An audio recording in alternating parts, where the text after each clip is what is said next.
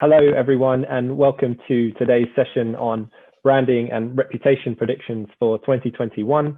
My name is Koray Kamgoz. I'm the Director of Communications and Marketing for the PRCA, and I'm very excited today to be joined by Mike Paul, President of the Reputation Doctor, to discuss the major trends for communicators in 2021.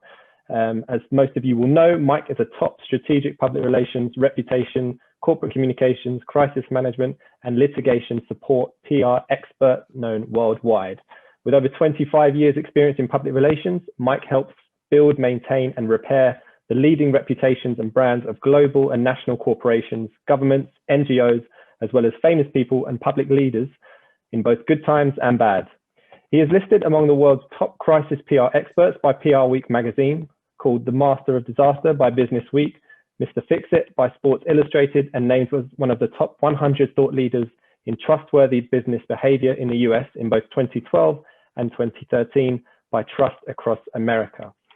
Some of you may be familiar that this is our second event that we've held with Mike, who joined us a few months ago to discuss the enduring crisis of global diversity and inclusion in PR, marketing, and advertising. And I'm sure we'll touch on some of those points later on in our discussion. So just a couple of things to bear in mind before we kick off. We'd really like this session to be as interactive as possible. So please do make use of the Q&A function at the bottom of your screens. And towards the end of the discussion, we'll fire as many as we can at Mike to try and get his views across to you. So we're going to kick off firstly with Mike giving an overview of his predictions for 2021. And then we'll dive into a bit of a discussion. And then, as I said, we'll finish off with some questions. So Mike, over to you.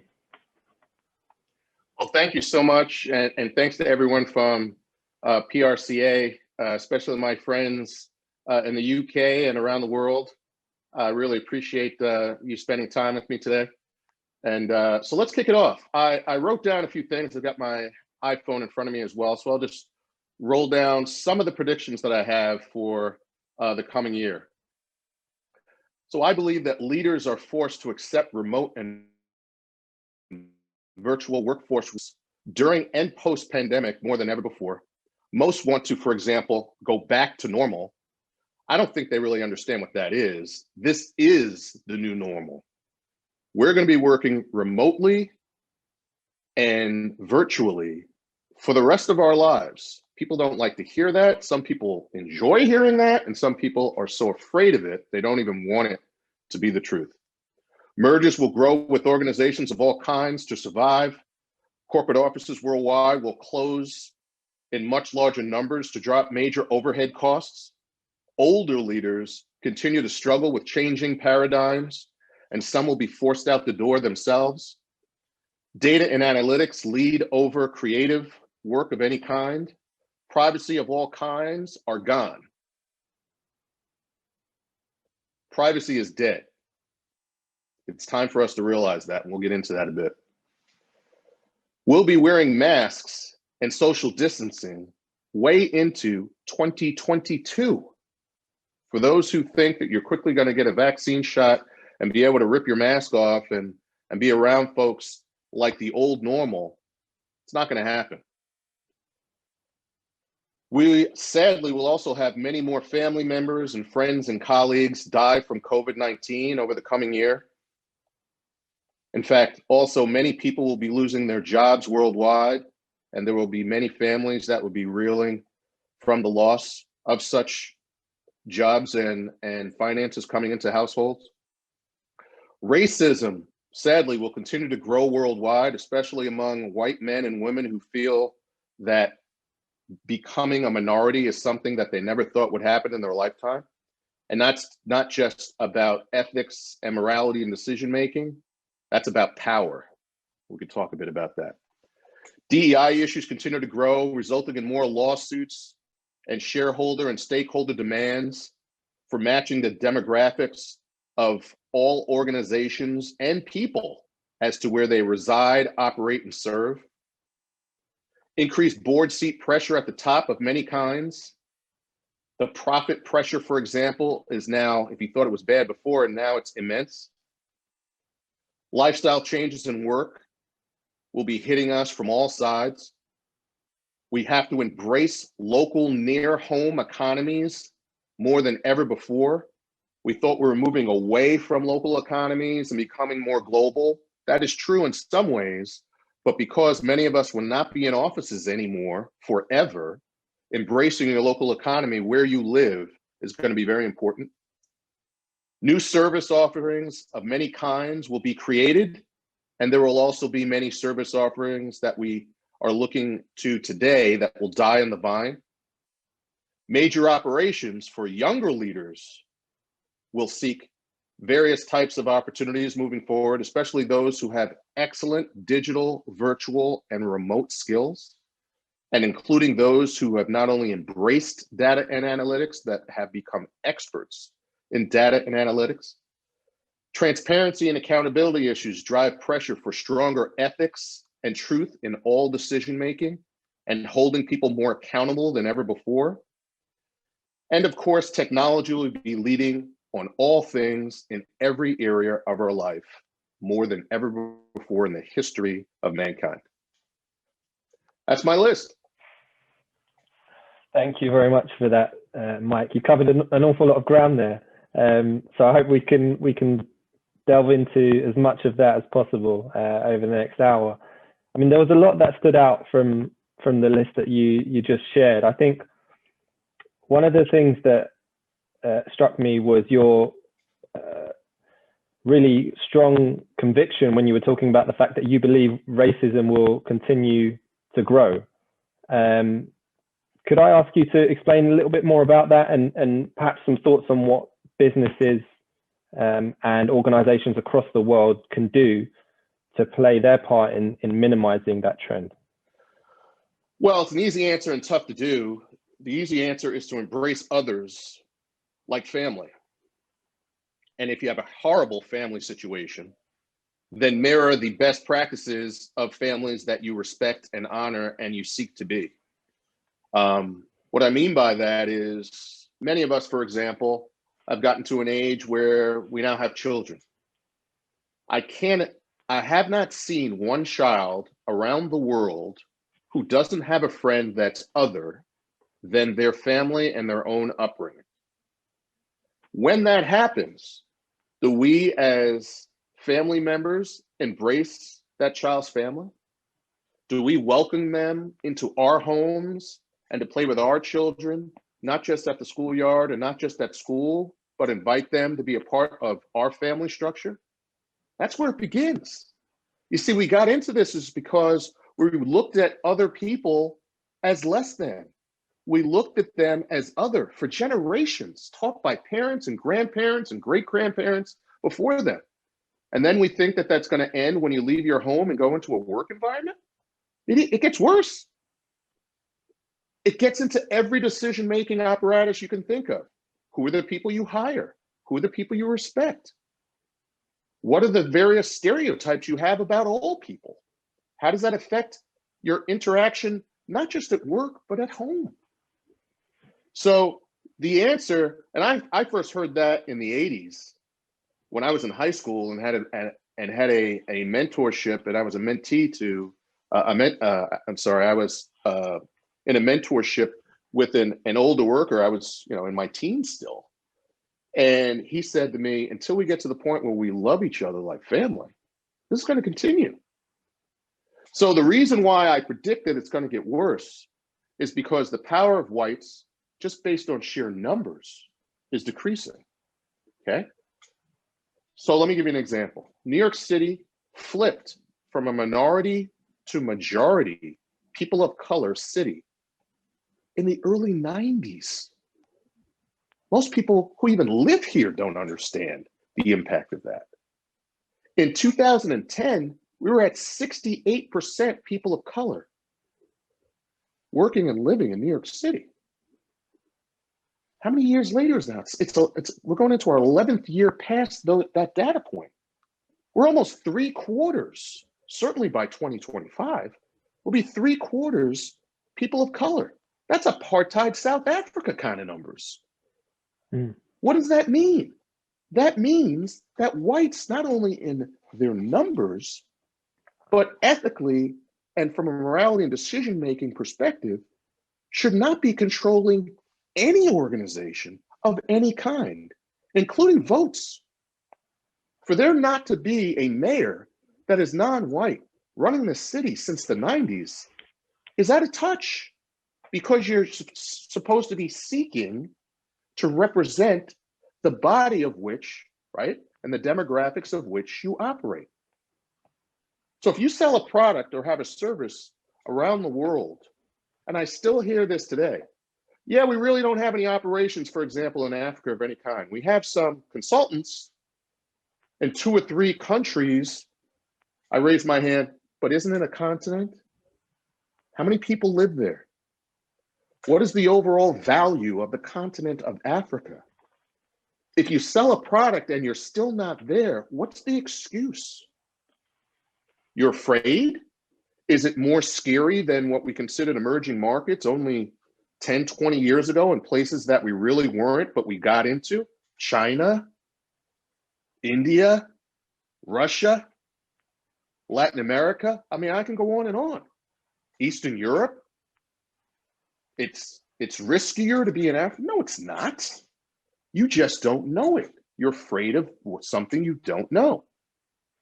And every operation should be there, and every operation should know, certainly the top 10 populations in the countries and cities in which you operate. And we're still in the deficit in just doing that, including in London. Yeah, very much so.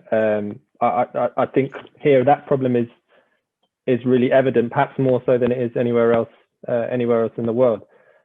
One of the things that came out of last year, one of the big trends was a renewed enthusiasm and an appetite to redress the racial inequality and the imbalances that exist both in business and in society, predominantly following the death of George Floyd. What would your advice be to organizations this year, and how can we ensure that the enthusiasm and the energy that was harnessed last year can be carried through towards meaningful action this year? Well, as a result of George Floyd, but certainly years before that, an organization called Black Lives Matters took off, especially in the United States. But during that time, there was a tipping point where Black Lives Matter became an organization that was recognized globally with not just name recognition, but a passion to wanting to participate. Which means this problem is not just in the United States, this problem is global.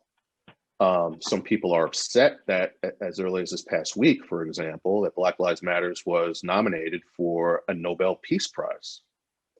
And there are some, especially with various news organizations, that sought to only focus on small areas where there were disagreement, to say that they're not a peaceful organization. The majority of protests that happened with Black Lives Matters all over the world were peaceful. But you wouldn't know that if you don't want to recognize it. And it starts with what we were talking about before, racism. If your heart isn't open to be educated, and your heart isn't open to look at the data and study the truth, then you're never going to be convinced, all right? Organizations now must start by looking at, if you don't know what you're doing, here's the playbook. Look at McKinsey, look at Deloitte, right? Look at Boston Consulting Group and several other noteworthy organizations, of which major corporations have deep relationships, right? And they also honor data first and numbers first in making money and seeking profit. Then for over 8 years now, there have been studies that have shown the best practices approach to embracing diversity, equality, and inclusion. And when you do from intern to board member and every level in between, with transparency to your data, which most still don't even want to release, that's step one, by the way. Yeah. Then on average, you make 1/3 more money. So when I talk to boards and CEOs of Fortune 100 companies, for example, here in the United States, and they say, well, Mike, what does that mean? I said, well, let me give you the converse. For you not to have embraced it over the last 8 years, since these studies clearly showed that you make 1/3 more money, I don't know a CEO in other areas or a board in other areas that heard this low-hanging fruit to make 1/3 more money, and you don't embrace it. They trample over each other to get to that point. Why is that? Because you still have the pressures that I talked about before, the list of boards having an immense pressure to make sure that their organizations and C-suites are profitable. Quarter after quarter, year after year. You can make 1/3 more money doing this than what would cause you not to embrace it. And I say this, and I circle it with EQ to make sure people are ready for a punch. The only reason why you wouldn't embrace it is because you're more racist and prejudiced than you think. That's the only reason why you wouldn't embrace making 1/3 money, on average, by the way, which means there are some that are making more than 1/3 by embracing it. And by the way, that doesn't mean the Black guy works on Black business or the woman only works on women's business.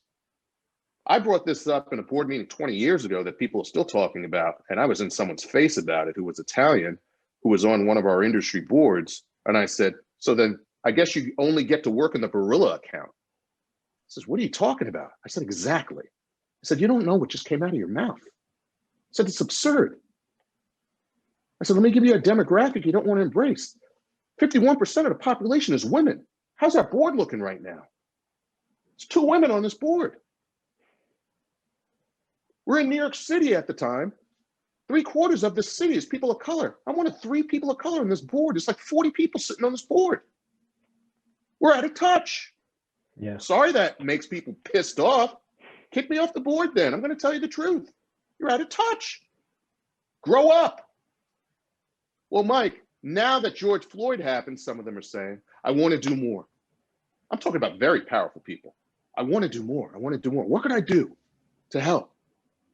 I said, let me send you this article about Serena Williams' husband, who's a tech leader, who did a profound thing this past year. I sent it to everybody. He stepped off the board of his own company because he knew there wasn't enough diversity on the board, because he couldn't look his daughter, who's mixed, in the face to be a part of the problem anymore. So he not only stepped off, he did it publicly and said, I'm going to be a part of the search to find a Black man to replace me on the board. Profound, powerful. You want to help? That's what you do. Why? How many boards are you sitting on? You got 35 of the same guys sitting on the board. You really want to help? Step down, especially if you're 70. Do I sound like an ageist? I am proud to say this. If you don't embrace technology, if you don't embrace other, if you don't embrace diversity, equality, and inclusion, I'm not only going to speak up against it, I'm an activist too. I will join an activist position to get you removed and have no problem with it. We've been asking and people thinking that diversity, equality, and inclusion issues aren't civil rights issues. They're civil rights issues.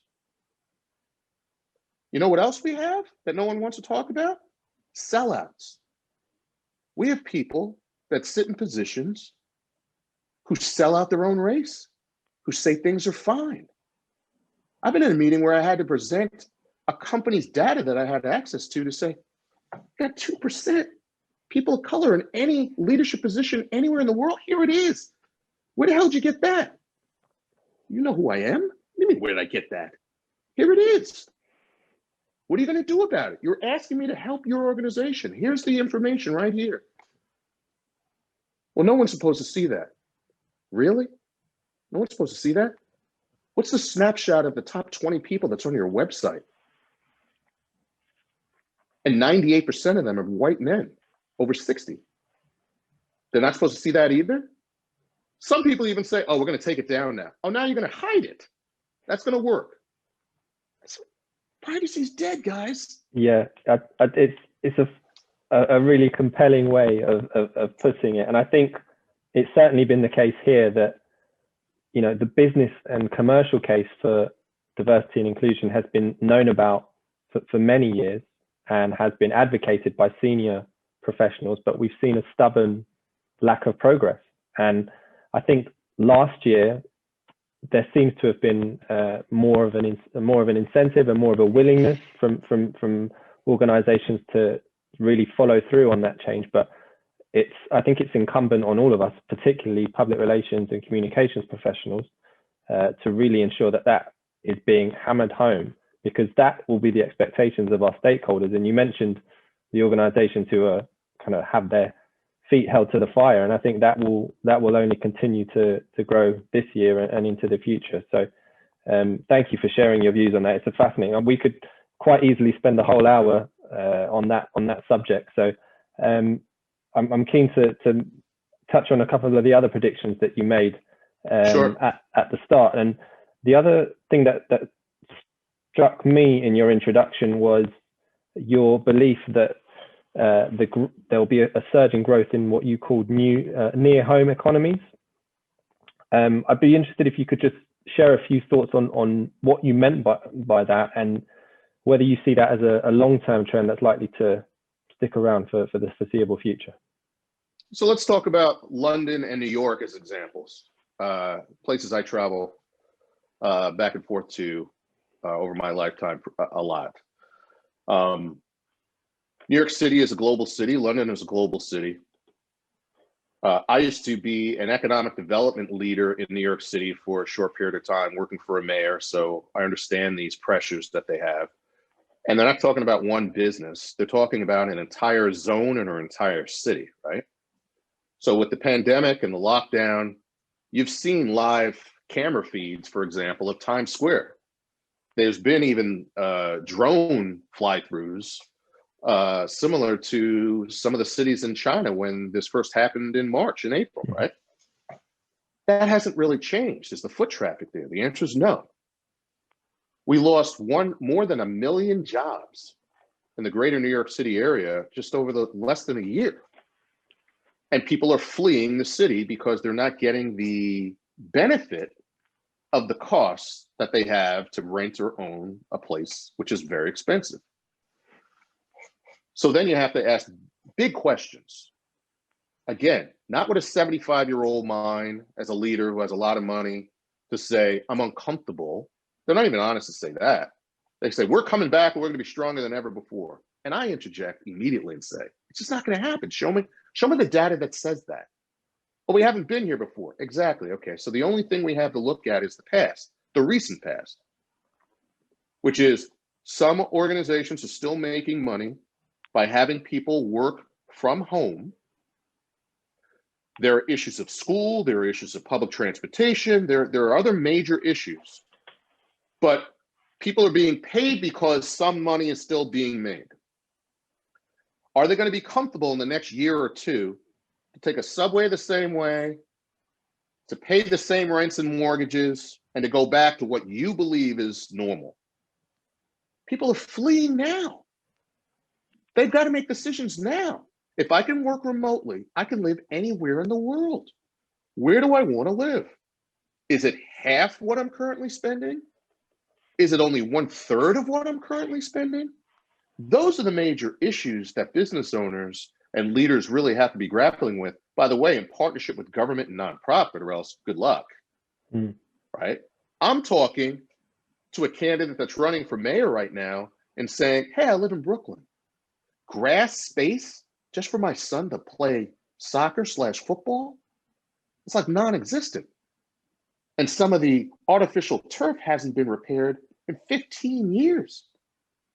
I've worked in every level of government. I can help you with that. You got to embrace private companies that want my kid to buy a certain brand. I don't care if it's called Adidas Stadium. I don't care if it's called Nike Field. Am I going to pay it in tax money to get it rebuilt? Those are the kind of things we have to talk about. So from 65th Street to about 34th Street, Midtown Manhattan is turning into a ghost town. Yeah. The big box stores used to be the complaint of pushing out mom and pop stores. Now the big box stores are folding up. There's no foot traffic at all coming in there. So to embrace a local economy, this is what I mean. If you know that you're going to be working from home in a greater way, certainly over the next year or two, and this pandemic is not going to be over tomorrow, And even when you get a vaccine shot, it's not going to be as safe as you think to be bringing people back into office towers, which might be a paradigm that is broken, it doesn't make sense. Then what do you embrace locally for all of us around the world to help the world in general by switching to your focus to your neighborhood? What's the store that you shop in? Where do you get your pharmaceuticals? Where do you still get your clothes cleaned besides just launder? What type of clothes do you wear now? When was the last time I bought one of these? Right? And if I do buy one, I'm probably leaning towards sports jackets and slacks than buying suits. If you're in that business, you better start thinking that way now. Is it acceptable to have more sweaters? More business sweaters? Is that a market that you should be looking at? I mean, all of these changes, right? Are there going to be more ghost kitchens than restaurants to walk in? What's a ghost kitchen? A major manufacturing area for food to be delivered to you, and it could be 10 miles away in a cheaper area to prepare and own 5 different types of foods under one company and brand them differently: pizza, Italian food, Chinese food, Thai food, owned by one company, that brands that you might still love today that move in that direction, but you're not walking in there anymore. So, and it's fascinating to hear your views on that. And I think we can all agree that we're definitely not going back to normal as it was, and the future will at the very least be a kind of merged blur between working from home and occasional office or face-to-face meeting. You would, I have to interject, you would think that that is true. Just Friday, I won't say what the organization is, a global organization of top communication executives, right?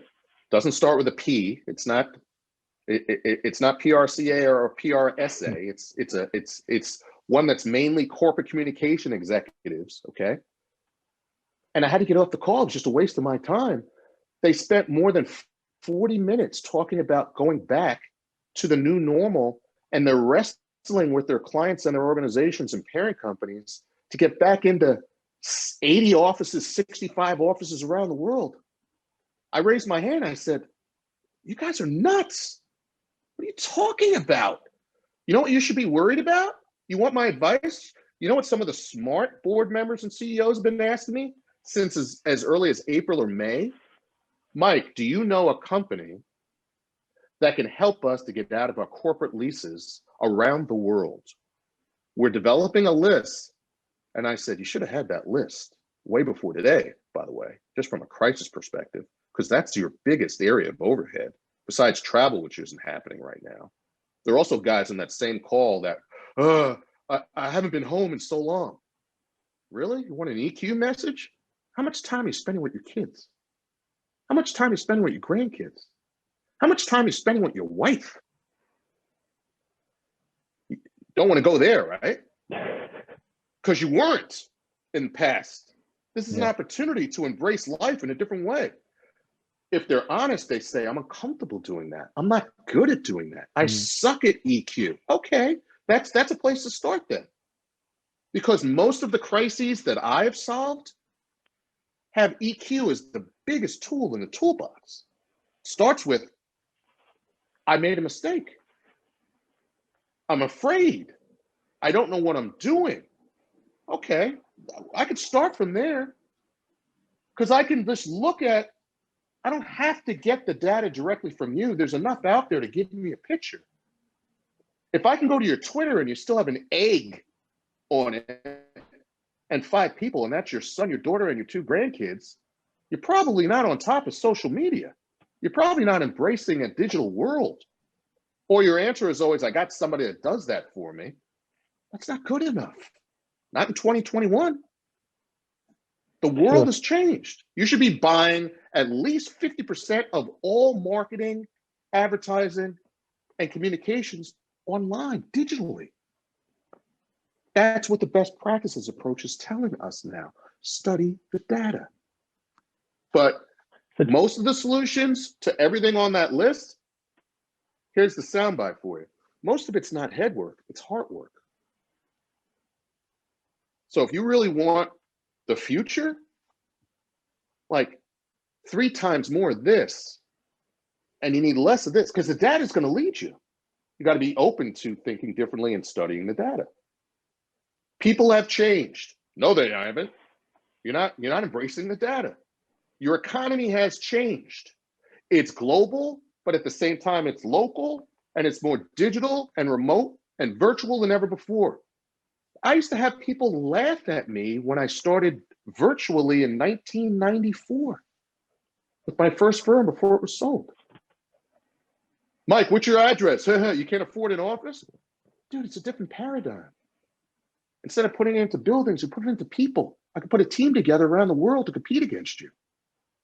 Oh, you're a one-man shop. No, it's not. I'm the brand. Why don't you put up all the people that work for you? Because that's the secret sauce and how we kick your butt for 20-something years. You're finally getting it. And those same people now are calling and asking for help. Now, when they do it humbly and earnestly, I say, absolutely. That's a client need now, teaching how to live in a new world. We started a new practice called Reputation Executive Life Coaching in March. My phone was blowing up with people saying, I don't know what the heck I'm doing. I have no contacts at WHO. I have no contacts to find out what's really going on. So there is no going back to an old life. And people are going to learn that the hard way. And what's really going to happen is that boards, some of them also dinosaurs in thinking and action themselves, not just in age, are going to continue to make either bad choices or they're going to kick the can by getting rid of a CEO or another leader that's below them and still trying to hold on to this paradigm that's dead. Yeah. Boutique firms, for example, used to just bite at ankles. They bite at hearts now. And I think that of huge conglomerates. That Go ahead, shift towards hearts over minds and the need for emotional intelligence, I think that bodes incredibly well for those of us in our profession, as we're really perfectly positioned to capitalize on that shift. Well, just one last question from me on that subject of near home economies. What does that mean for the future of cities? You mentioned New York and London. What will these cities look like, and what will their place be in society going forward if this long-lasting shift to remote working continues as you expect it to? I told some of the leaders in economic development in New York State, not just New York City, that not only the global city of New York City, but cities around the state, right? Syracuse, Albany, Rochester, Buffalo, they're not going to be the typical urban plan that we've had in past. We need good young minds and older minds that embrace change to lead, to give us, with an open mind, a solution. So for example, what if Midtown Anywhere wasn't about office towers anymore? What if you had that blank slate or empty buildings, what could they potentially turn into? Places for people to live. Other places that you have to develop that have a strong affinity for wanting me to lead my local economy that's still going to be built around working from home, to travel a half hour to an hour or more to go and visit. I can give you one big thing that we really stink at all over the world is really embracing what kids want or need, where parents and grandparents and relatives are willing to pay big bucks to take care of them. My kids want to go to Legoland. Legoland is hours away from here, right? They were supposed to open this past year. The pandemic killed it thus far. They're trying to hold on to their lists to get us to come about a year from now, right? My son wants to learn how to swim. Would have been easy to let him to learn how to swim inside in a pool during the winter. He's only 4. We're not doing that. I got to wait until at least May to have him learn how to swim outside. These are the kind of things that data has to be collected to think differently from the way that you were doing it before, and to convince you that there are hundreds of thousands of millions of people who are thinking that way. There's an uptick, my family, my dad's side of the family is from the Caribbean, of people wanting to move to the Caribbean forever. And some of the factors aren't the traditional way of looking at the top rankings from a tourist perspective. Now the way they're ranking it is, how fast is Wi-Fi? Yeah. What kind of connectivity do they have? St. Croix is launching a campaign right now that says most of the fiber optics that are going through the ocean come into a nexus right here. The power that we can tap into come to St. Croix is here. We want to compete with these other islands that are saying they're the best place to move. That's now. That's not 5 years from now or 10 years from now or waiting until retirement. People are saying, holy crap, maybe I need to think that way. What's the cheapest place for rent that you consider beautiful or safe in America to live? There's a list now that's different than it was only a year ago. No one was thinking that way before. And by the way, it's not about city versus country versus rural. It's just overall. Less than $1,000, 2-bedroom, 1.5 bath. People going, where's that? That's certainly not New York City. How much money, if I'm still being paid the same, can I put in the bank and live a different life? And travel when I want to travel and finally get out of home. And embrace my local neighborhood economy. But then instead of going an hour away or 2 hours away locally, I'm going to jump on a plane and go somewhere with the money that I'm saving and making and live a very different life. I can be more international in my approach to just the world by going to see it when I'm not at home working. But the kids, I think the kids have been a added point to a lot of these discussions. And the data says the kids lead in a lot of this decision making. And anyone that's in the kid business or considering getting into the kid business and really studying that data, I believe has an opportunity to make good money. Yeah, I'm part of that business, that in the sense that I've got 2 small ones myself. So I'd agree with you wholeheartedly on that. I've got quite a few other questions relating to your predictions that I'd like to get through, but we've had quite a few number of questions come through from our audience. I'd really love to get through as many of those as possible. Let's do it. So the first question we had came from Hollis Butler, and she asked, do you have any predictions on how artificial intelligence and virtual reality will change the environment we operate in? Great question. So when I say technology, that obviously includes AI. I believe that AI got a bad rap and bad reputation out of the box as far as helping us pick people. A lot of that has improved, certainly over the last 3 years. I've been privy to some of that with businesses that lead in that area wanting to show me, especially from a DEI perspective globally, and how it can help in a greater way. I think it's going to be helping us on things like Zoom calls, and it might not be Zoom that's going to be the leading company within the next couple of years. There's a lot of companies that want to jump into this mix because obviously controlling where most meetings happen in the world, not just for business, but for nonprofits and government and other safe spaces to have these communication is important. But let me tell you how AI could help in this type of a call. It could assist us either for us all to see or for individuals to see, for example, not just how much time is left, but let's start Q&A, or here's the top 3 questions that come up on your screen, led by AI, and so many other functions. Temperature reads on how you're doing in your presentation within 3 to 5 minutes with feedback. Some of it being from facial recognition, not you answering a question. Are you leaning back? Are you looking down? Are you scowling? Are you smiling? All of that data is something that can be utilized in as simple as a Zoom meeting like this or event, but also in interviews. And there'll be a lot more interviews, for example, where you might dress up and sit in a seat like this and throw a tie on or a jacket, but we're going to be choosing people virtually like never before. It's already begun, and it's gonna become commonplace. And even if we get to the point where some people are going back to a building to have a meeting or to work together, there will be colleagues and consultants and vendors joining every single meeting for the rest of our lives through technology like this. And if you're not thinking that way, you're behind the times. Yep. So AI is big.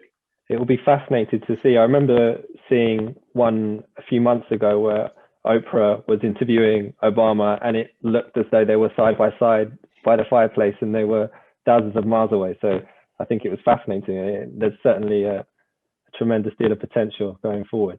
We've got plenty more. I've got another question here from Mary Beth West. She says, excellent insights here. Thank you, Mike.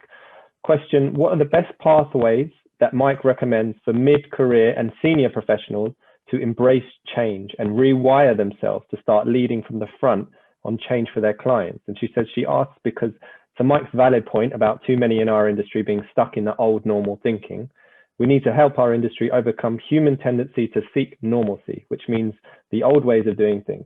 What does Mike think that Gen X and Boomer pros can do to be more nimble, to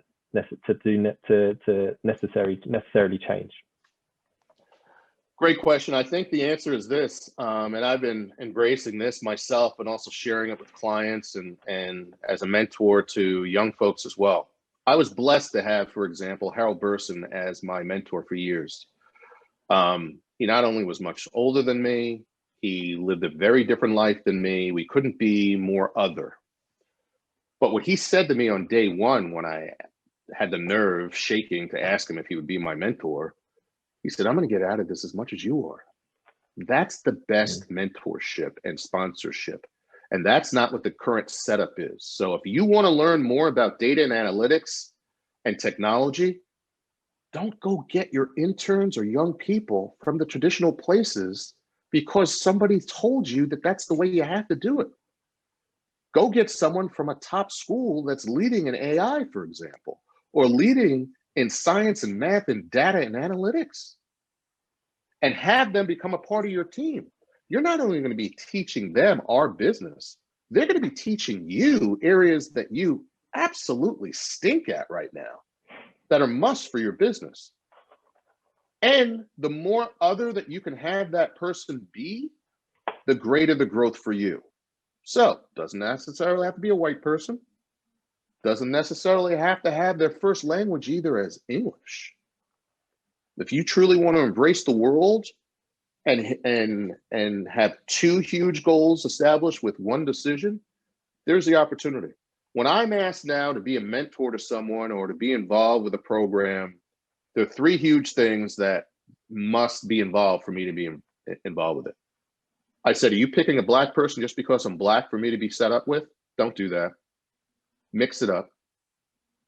The growth should be on both sides, the mentee and the sponsor and the mentor. Number one. Number two, when parents call me and say, hey, my son or someone in my family, wants to get in the business and, can we have a three-way phone call? I said, tell them the answer is yes. Let's see if they feel comfortable to email me and then set up, not you, stop babysitting them. Let them act like an adult now.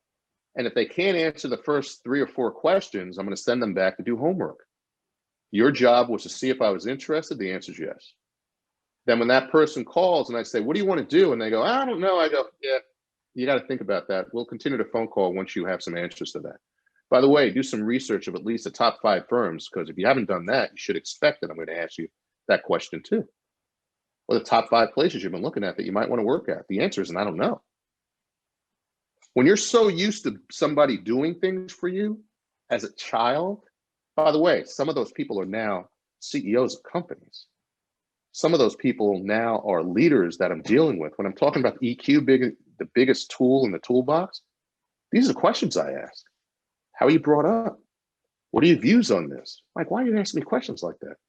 Because your struggles are things that you've learned that have become habits over time. Some of your thinking is faulty. And to change it, We have to go backwards before you go forwards.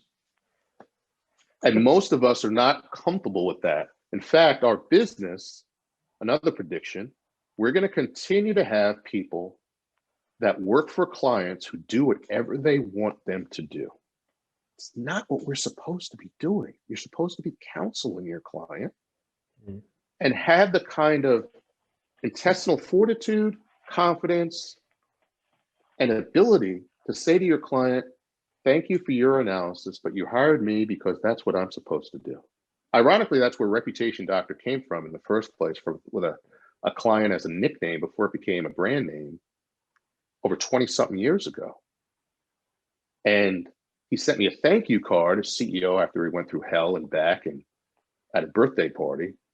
And he said, Superman's already taken. He put an X through it on this big card. He said, you're my reputation doctor, and it stuck. But what I told him was, the analogy I'd use for him to think of that is that he was saying, no, the problem's only here.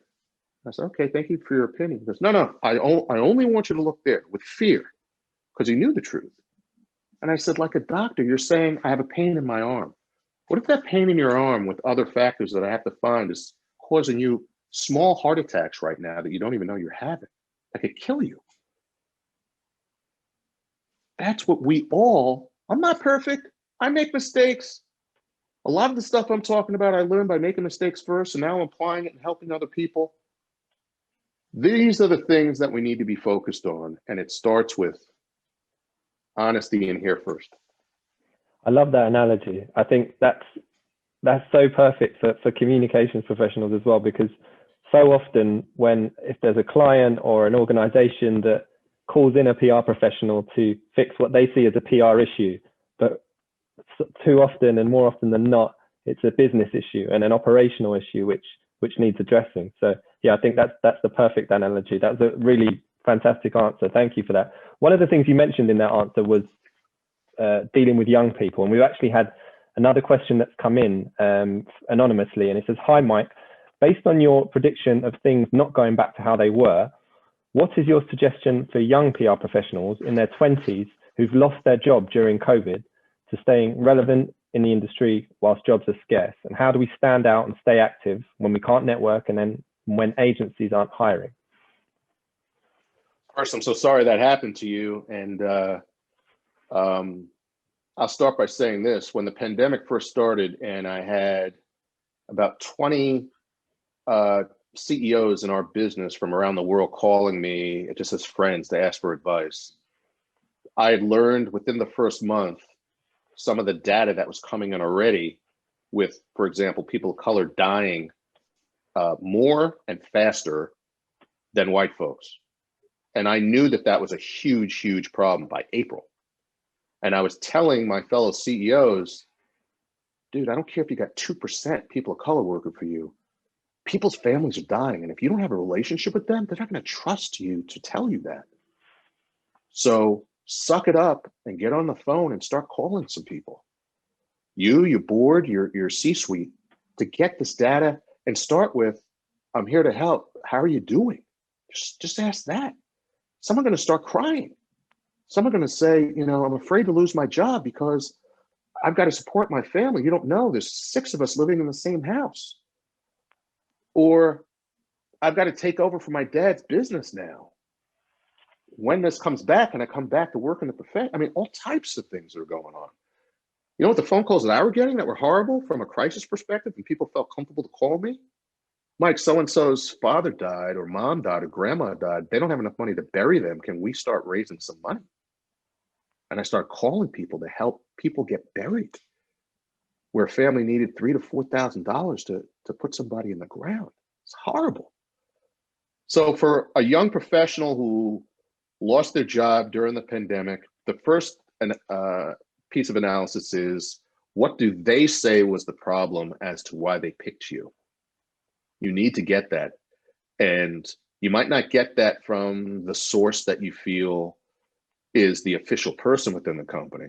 But if someone that still works there can get that answer for you, just at least verbally, you didn't have XYZ skill, or you were the last one hired, or they needed more senior people on a particular project or expertise within crisis, for example, during this time versus B2B or B2C.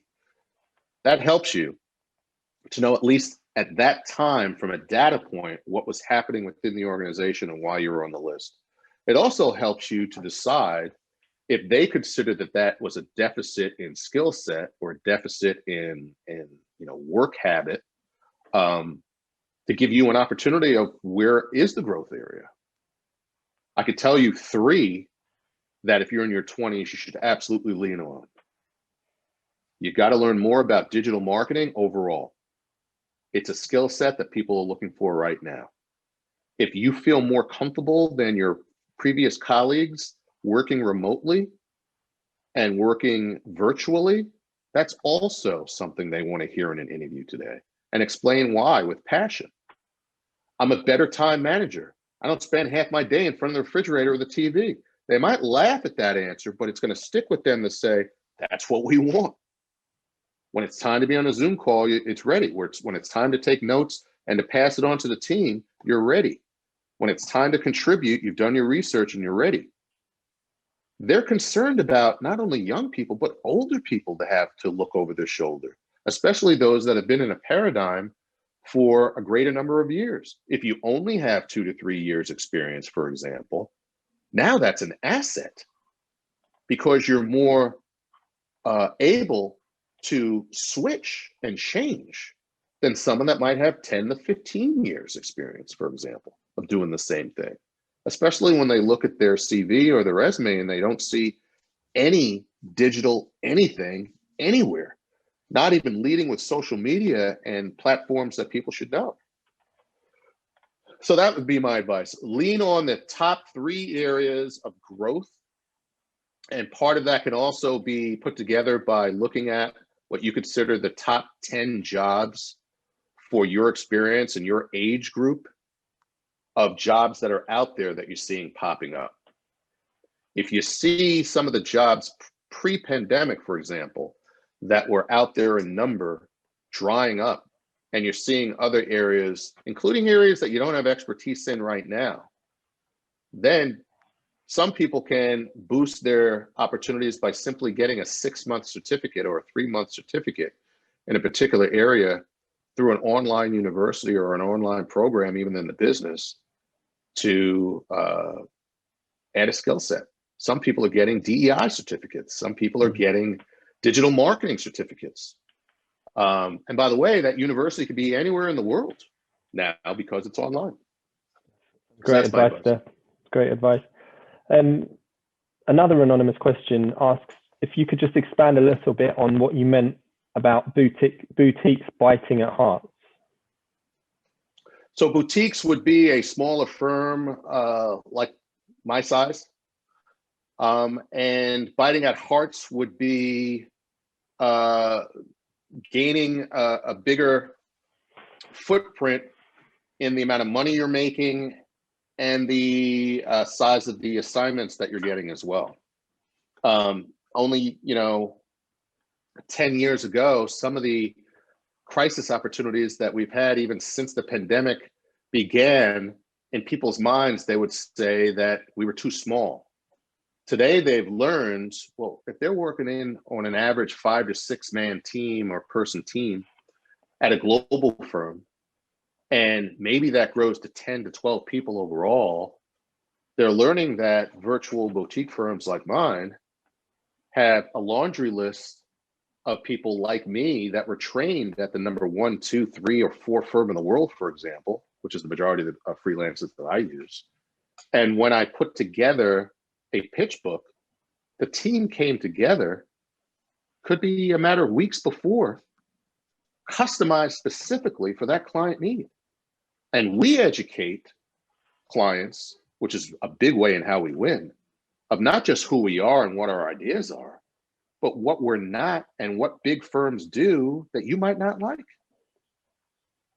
I'll give you an example. We had a big pitch the other day that instantly gave us trust. We were referred to them. We were pitching against 2 big firms in the top 10 overall globally for a piece of business. And I had found out, I'm a former government operative. I worked on political campaigns of all kinds. I worked for elected officials, state, city, Fed in the United States, and worked on various intelligence gathering and due diligence projects before I ever got into PR. So that's a big deal to us. Every program has heavy op research within it, including starting by asking a prospective client, who are your top 3 or 4 competitors? And sometimes they say, we don't know, we're not sure, which to me is crazy, but we help them find out. And one of the firms that we had learned that we were pitching against, I had learned recently had a deck where a global healthcare executive who is a healthcare expert was positioned. They took all the healthcare stuff out and said they're a global crisis leader. Same picture, different bios, 2 different decks that I got my hands on from another firm. I presented it to the prospective client and I said, which one is true? They can't both be true. And they said, what is it we're looking at here? I said, this is the same person. This bio says they're the leader in healthcare. This bio says they're the leader in crisis. They're lying to you. They both can't be true. Why would they do that? And the answer is because they don't have the area of expertise that they needed. Instead of hiring someone in to help with that particular pitch, they faked it. They made up a bio. I said, if they're making up the person's bio before they start working on it, what else can you not trust within that organization? It absolutely killed them before they heard their ideas. Based on truth, by the way. Wasn't inappropriate to do that. And it showed them, if I could do this for another firm we're pitching against, imagine what I can get publicly with information that someone shares with me about your competitors. What are they doing right? What are they doing unethically? What are they doing wrong? What are some of the things that we might be able to do better than them without even outing them in that way, but emphasizing another area that you can lead? So those are the types of things that we get involved with from a crisis perspective. Just a small snapshot. And that's a boutique firm going up and biting the heart of not only large firms, but winning big business in a Fortune 10 company. That's a great example, a really inspiring example. I think we've got time for one more question. We've got quite a few more, but I think we've got time to just squeeze one in before we wrap up. And it comes from Cedric Brown. And he asks, with new normal and distance learning education, will distance learning and education for Black and Brown youth become more equitable given all of the changes that are taking place in the education sector? What are your views on that? Good question. I don't think it happens overnight, just based on being digital or distance learning. We have university and college clients around the world. They're very concerned about their cost structure. And like a business, when a university has all those buildings and all those professors in various areas that might not be as popular now, it's no different than a marketing, advertising, or PR firm or a global corporation. You're seeing some universities get pinged hard with charging not only the same tuition and costs for online learning, but increasing it during the last year because they are hurting, and that's their normal way of increasing the money they make. I gave an example of a university that I was working with and giving advice to, who reduced only slightly, 10%, their costs. And of course, they were told, if you do this right, you're going to get more people interested, and you can make up that money by what you think is a loss as a gain. It's like a sale, right, of any good or service. What does that mean? Universities have to be more open-minded about learning about business, not just traditional business, which they are not experts in, but online and digital business. And it's an opportunity for our profession to help educate them, but of course, coming in with the data and the expertise to be able to do so. Mike, we've run out of time, unfortunately. The hour has flown by. all that's left for me to do really is to say a huge thank you to you for sharing your views and your thoughts. There are so many different discussion points that you've raised, and I'm sure you've raised an awful lot that will be useful for our audience. Could you perhaps just say how people might get in touch with you if they'd like to find out more, or perhaps get in touch with you via social media? Yes, I have an idea. Those who still have questions can still ask it. Let's do so through Twitter. And in your questions, put both the PRC_UK Twitter handle, as well as mine personally, which is @ReputationDR for Reputation Doctor. It's @ReputationDR. And I can answer the questions there if you don't mind. Maybe over the course of a couple of days, for sure, I'll get back to you. But we could keep the conversation going. I'm happy to do that. Absolutely, it's a great suggestion, and yeah, please do tag us in that as well. So it's @PRCA_UK. Mike, thank you once again. Enormous pleasure of ours to have you, and we hope that we can have you back again in the future sometime.